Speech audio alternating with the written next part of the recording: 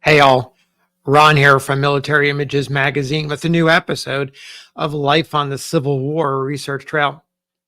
On November 8th, 1864, American men in the states that did not secede from the Union voted for the embattled, divided nation's next president and commander-in-chief.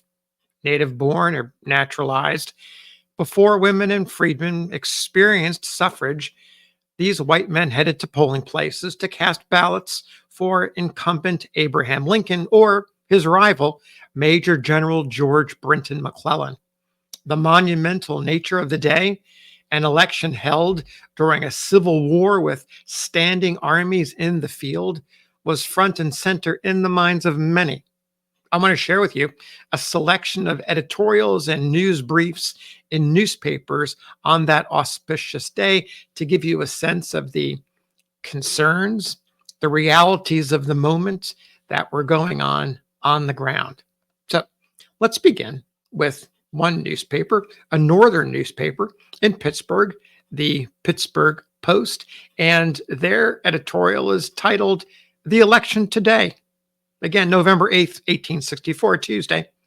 And here we go.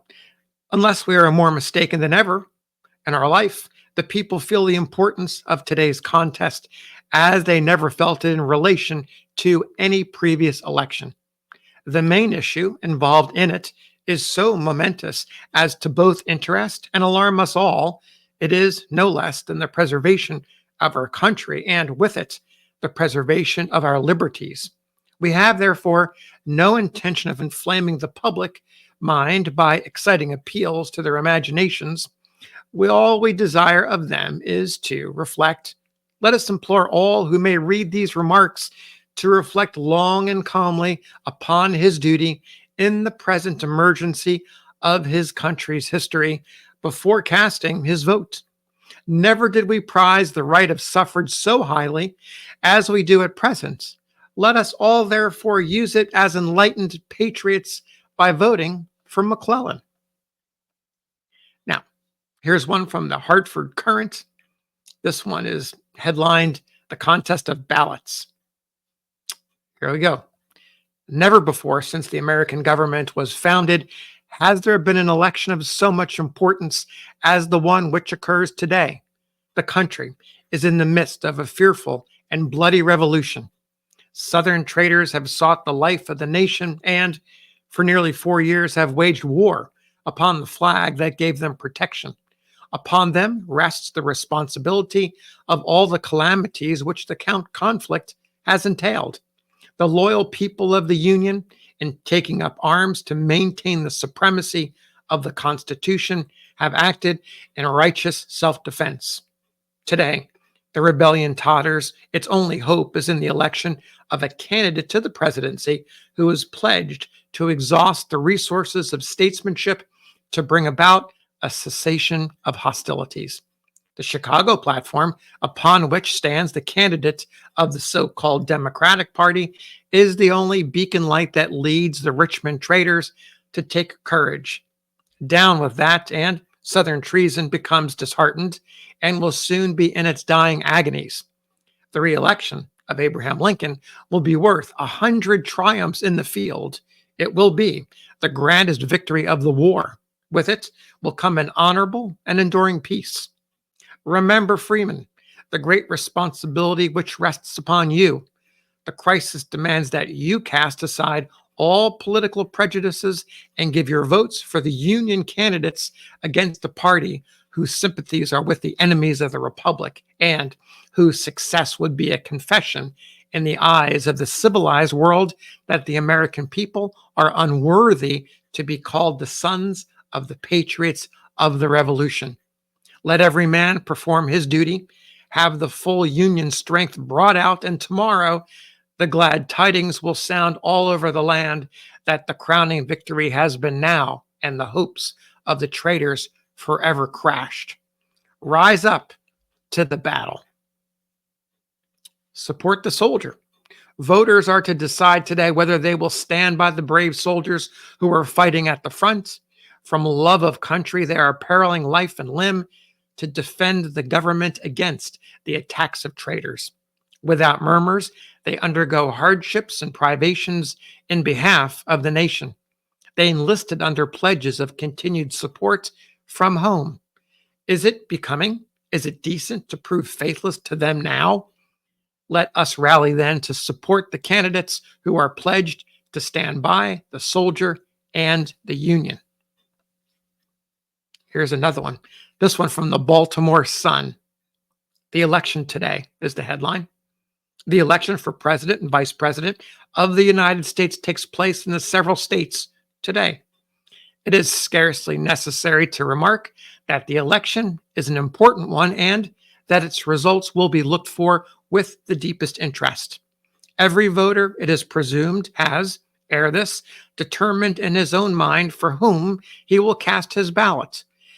In the discharge of the great privilege of the right of suffrage and in view of the solemn responsibilities devolving upon every citizen, let us trust that peace and good order in our own city will characterize the day, and that no event may occur which, when the election is over, will leave cause of regret.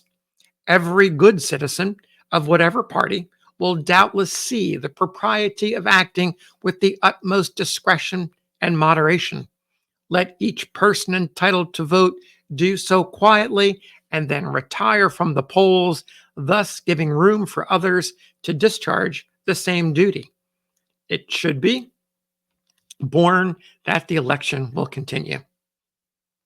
Now, here's one. This comes from the Daily Illinois State Register in Springfield. Again, November 8, 1864. And this one is a special note to adopted citizens. Let us urge laboring men to go to the polls the first thing in the morning and vote before commencing their labor. Do not delay voting until evening, or you may be cheated out of your vote altogether. We advise all foreign-born citizens, as a precautionary measure, to have their naturalization papers along, for the judges may insist upon seeing them if your vote is challenged. But they have no right to demand that these should be produced, for the oath required by the law is all that is necessary to admit your vote. A man cannot swear that he is a citizen unless he has been naturalized. If the question of illegal voting is brought up afterwards, a court of justice may require the production of papers to show citizenship. But the judges of election have no such right any more than to require a man to bring his family Bible to the polls to prove his lawful age. If a man refuses to take your vote when you offer to swear it in, prosecute and make him pay dearly for it. But if convenient, it may save a troublesome discussion to have your papers with you. And be sure to vote early. Now, the last one comes from a Canadian newspaper in Ontario, the Hamilton Spectator. It's a brief note of concern. States, the most serious aspect of this presidential election, as we view it now before the event, is the danger to be apprehended of riot and bloodshed. No one who does not read carefully the American papers can form any conception of the extent of feeling that has been aroused. So there you have it, a sampling of opinions and news briefs coming out of American newspapers and a Canadian newspaper on Election Day, November 8th, 1864, the momentous election with the very fate of the United States hanging in the balance. Thanks for listening. We'll see you on the next episode of Life on the Civil War Research Trail.